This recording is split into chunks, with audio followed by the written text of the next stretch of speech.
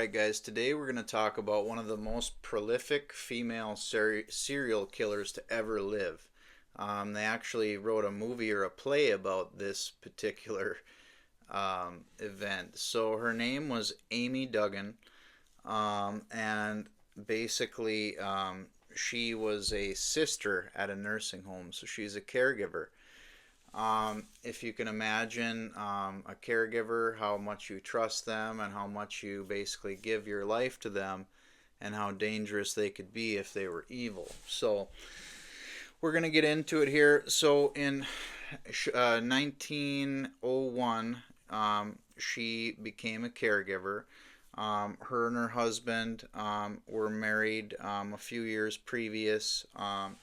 At this time, she's probably in her early 20s or so. She was born in the 1870s, so right around 1900 is when the activity starts. So she was a caregiver to a man named John Seymour, and basically it sounds like they did a good job, and he was somewhat, doing well, had a nice home. They lived with him in the home, and it sounds like he died of natural causes in 1904. So after being there a few years, the family of Mr. Seymour converted the home into a home for the elderly, so basically a nursing home.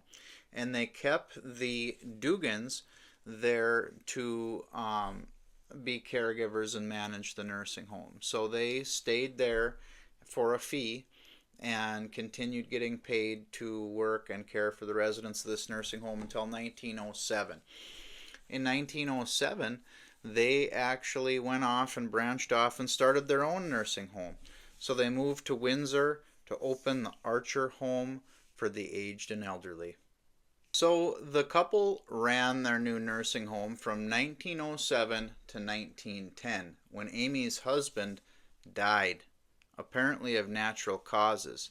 They say he had Bright's disease and kidney disease, even though he was a younger person. Coincidentally, Amy took out a life insurance policy on him a few weeks before he died. So Amy was a fixture in the town. She had donated a stained glass window. She'd go to church on a regular basis. People really liked her in the town. She seemed popular and well liked. They didn't know why she bought so much arsenic to control her rat problem, though. It seemed like she must have a lot of rats down at that nursing home, because she was buying a large quantity of arsenic at the local store or shop for quite some time around 1910. So Amy took this insurance money from the death of her husband, her first husband, and put it back into the Archer home. Apparently they were suffering some financial difficulties at this time. So basically Amy, 3 years later or less, remarried a wealthy man that wanted to invest in the Archer home. So they remarried, or she remarried. They were together for 3 months. After 3 months, he died of what the doctors called severe indigestion. I've heard arsenic causes indigestion. So anyway, he was killed, or died, they say, of indigestion 3 months after Amy married him, and he had a will that actually gave everything to her, right? So it was later found that that will was a forgery. So you can see the web that we're weaving here. She basically trapped this wealthy man, poisoned him, faked the will, stole all of his money. So between 1907 and 1910, there were only 12 residents that died at the Archer home. As I mentioned, her husband died in 1910. So you can kind of track 12 deaths in 3 years, right? After 1910, between 1910 and 1917, 48 people died in those 7 years at her home. So they really started to get suspicious on how so many deaths happened in such a short time.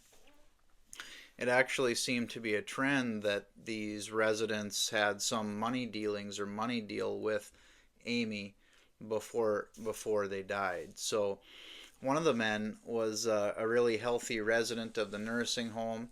Um, he was robust and everything. All of a sudden, just died out of nowhere.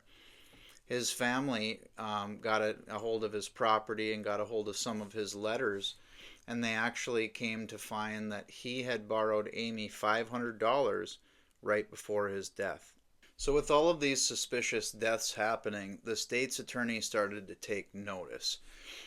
Basically, there were several reports, and there was actually one of the local newspapers started to write their first stories in May 1916, titled The Murder Factory. So, after this happened, the police started to investigate. Upon further investigation, they found that Amy was purchasing large quantities of arsenic at the local store. So not only did Amy buy a lot of arsenic, but she actually sent her elderly patients to the store to buy arsenic for her as well, claiming she had that rat problem. So they were able to arrest Amy, and in 1917 she went to trial, not for the murder. It was first for 5 murders, and her attorney was able to get it reduced down to the one murder of the man Franklin that she owed $500 to because of the letters and all of the evidence. So they got her for one murder, but they knew that she was involved in more. So she was sentenced to death for that one murder, and after this, the authorities exhumed several bodies, and they found traces of arsenic in over 24 of Amy's previous residents at the nursing home. So you can see very, very serious crimes, several people that she murdered. Ultimately, she was not put to death. She was sent to the insane hospital until she died in 1962. So in 1917, she went to trial, and she was in there for over 40 years until her death. So that's the story of arsenic, leather, and lace. They actually wrote a movie about this. They originally sentenced her to death by hanging, but like I say, they overturned that, and they sent her to the insane asylum. So she was held in the Connecticut Hospital for the Insane, and basically after this event, it was so crazy of a story that a man from New York wrote a play about it, as I mentioned, called Arsenic and Old Lace. It was a very popular play from 1939 to 1944 on Broadway.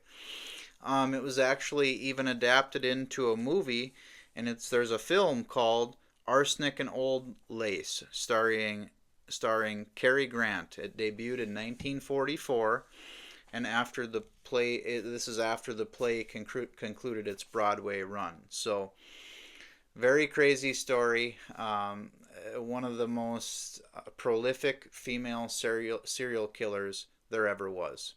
Thanks for watching. Please like and subscribe. We have tons more content like this. I appreciate you guys.